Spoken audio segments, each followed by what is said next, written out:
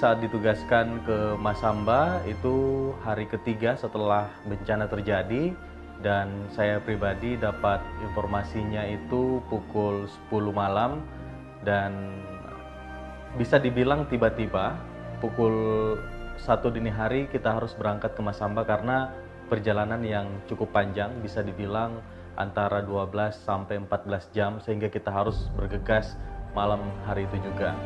Dan tentunya pada saat mendapatkan informasi untuk terjun ke lokasi bencana, ada perasaan was-was karena bagaimanapun itu adalah liputan bencana pertama saya, dan kondisi di Masamba pada saat itu juga belum dikatakan stabil. Jadi cukup was-was saya dan juga tim yang tentunya terjun secara langsung.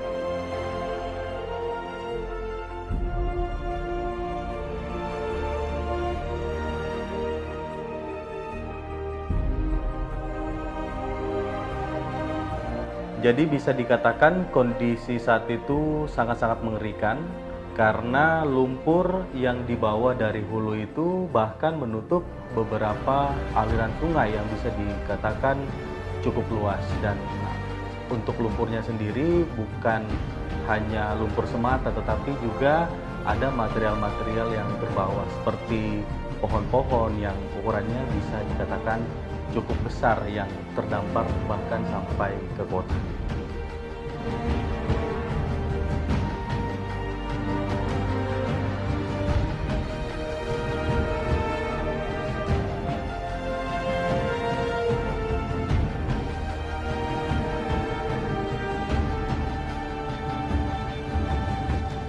Jadi banjir bandang yang terjadi di Kota Masamba ini terjadi karena adanya 3 luapan sungai yang berada di Kota Masamba, dan bisa dikatakan pada saat saya atau tim kami tiba ke lokasi, antara jembatan pertama dengan jembatan kedua itu tidak dapat dilalui.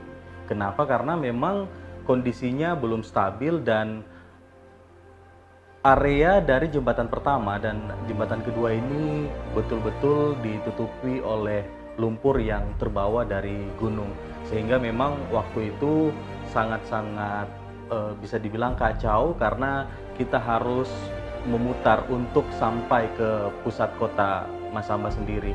Sementara bantuan yang baru masuk serta relawan-relawan yang baru juga tiba ini melalui jalur yang sama yang bisa dikatakan cukup sempit waktu itu, dan ini yang mempersulit juga tim rescue yang akan masuk ke Kota Masamba pada waktu itu.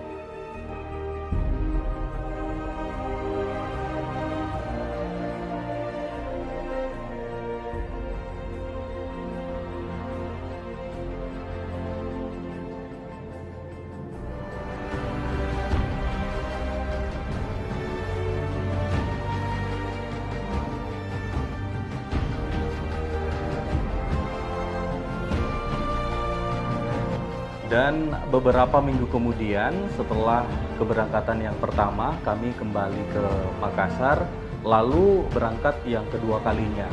Pada saat tiba di Kota Masamba masih dengan kondisi yang porak-poranda. Saya melihat Kota Masamba itu sangat berbeda. Banyak lumpur di mana-mana, bahkan area-area yang vital seperti bandara, rumah jabatan, dan juga pusat-pusat pertokoan ada yang bahkan tenggelam oleh tingginya lumpur yang menggenangi area Kota Masamba tersebut. Dan tentunya ini sangat menyedihkan karena di pusat kota yang menjadi pusat perekonomian dan juga aktivitas masyarakat ini harus lumpuh total karena banjir bandang memang sampai pada area-area yang vital seperti pusat-pusat Kota Masamba.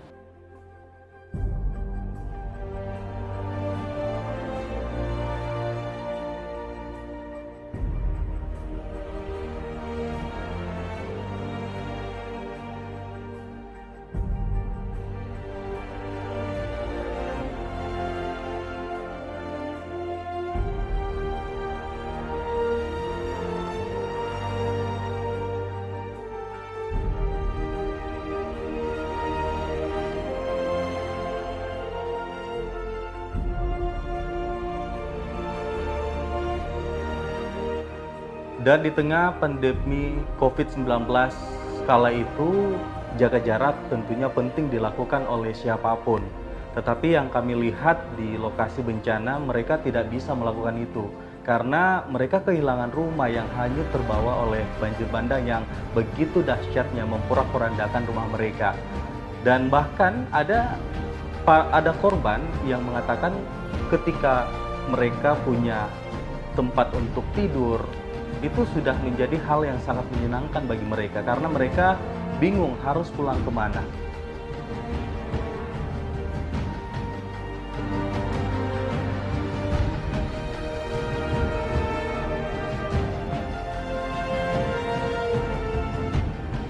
Dan tentunya saya pribadi sangat mengapresiasi tim rescue dan juga relawan yang sangat luar biasa dalam membantu mencari korban yang saat itu masih hilang. Dan tentunya ini hal yang tidak mudah bagi para relawan dan juga tim rescue mencari para korban yang belum ditemukan karena kondisi yang belum stabil. Waktu itu masih sering terjadi hujan, kondisi lapangan yang sulit terprediksi, dan mereka bahkan harus bertaruh nyawa karena harus menyeberangi sungai yang saat itu dikatakan masih sangat berbahaya untuk dilalui. Tetapi dengan kerja keras dan upaya mereka, mereka bisa melakukan dan melalui itu untuk tentunya mencari korban-korban yang saat itu masih dikatakan hilang.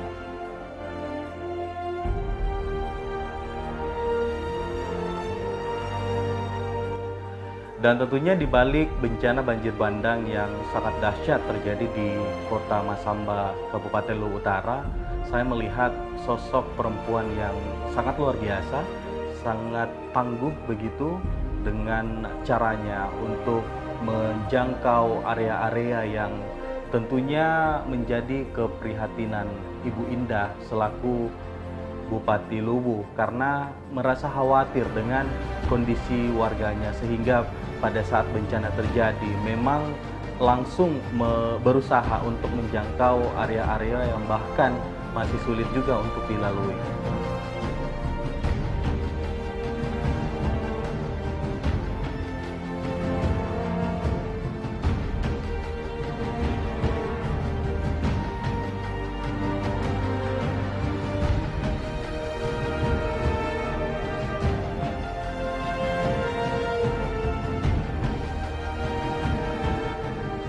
Dan tentunya selain jasa para relawan yang terjun secara langsung ke lokasi bencana alam yang terjadi di Kota Masamba, saya juga melihat bagaimana kekuatan dari gotong royong masyarakat Sulawesi Selatan. Ketika terjadi bencana, masyarakat langsung saling bahu-membahu untuk mengumpulkan donasi ataupun bantuan-bantuan yang akan diberikan kepada para korban bencana banjir bandang di Kota Masamba. Dan pada saat saya tiba di lokasi, saya melihat begitu banyak bantuan yang masuk. Dan itu membuktikan bahwa masyarakat saat ini sebenarnya tidak pernah menutup mata terhadap hal-hal atau bencana-bencana yang terjadi. Tentunya ini adalah sesuatu yang patut diapresiasi dan harus dijaga oleh masyarakat Sulawesi Selatan sebagai nilai-nilai kehidupan untuk saling membantu satu sama lain.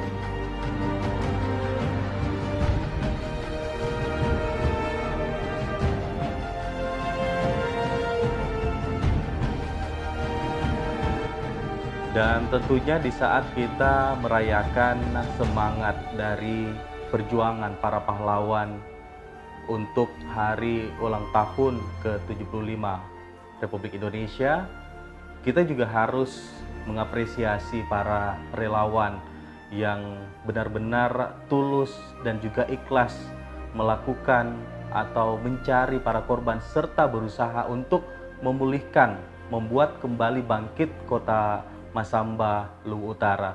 dan bisa dikatakan mereka adalah pahlawan-pahlawan masa kini, dan kita harap semangat mereka dapat menginspirasi kita semua dan juga dapat menggerakkan jiwa kita semua untuk saling melakukan aksi yang baik dan bermanfaat bagi orang-orang yang membutuhkan kita.